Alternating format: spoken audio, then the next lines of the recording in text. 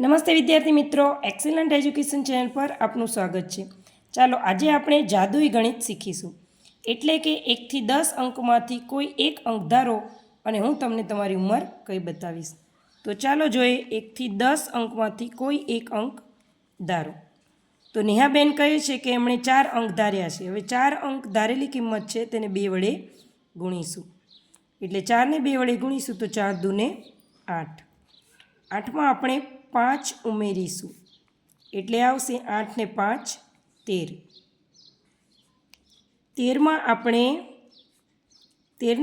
50 વડે ગુણીશું તો 13 પંચા 65 અને 1 0, એટલે આપણી પાસે કિંમત આવી 650।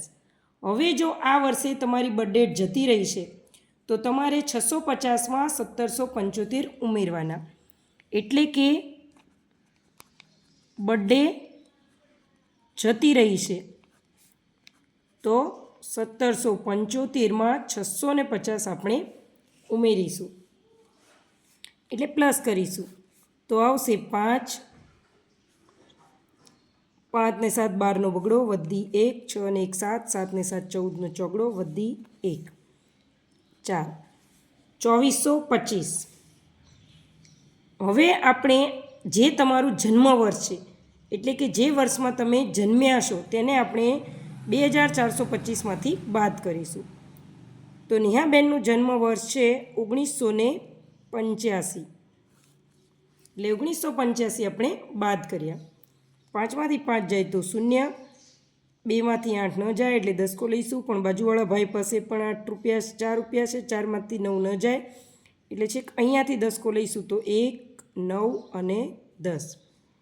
હવે અહીંયા 10 ને 2 12, 12માંથી 8 જાય તો 4, 9 ને 4 13, 13માંથી 9 જાય તો 4, 1માંથી 1 જાય તો 0, એટલે અહીંયા આપણી પાસે કિંમત આવી 440। તો આ જે પહેલી કિંમત જે છે એ આપણે અહીંયા જે ધારી હતી તે કિંમત આવી, એટલે કે ધારેલી કિંમત 4 આવી, ધારેલી કિંમત છે।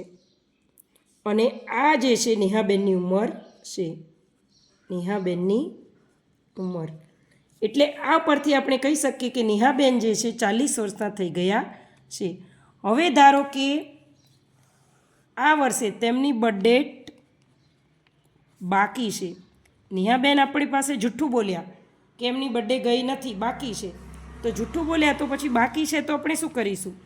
તો જો એમની બર્થડેટ બાકી હોય તો આપણે 650માં 1774 ઉમેરીશું, એટલે 4,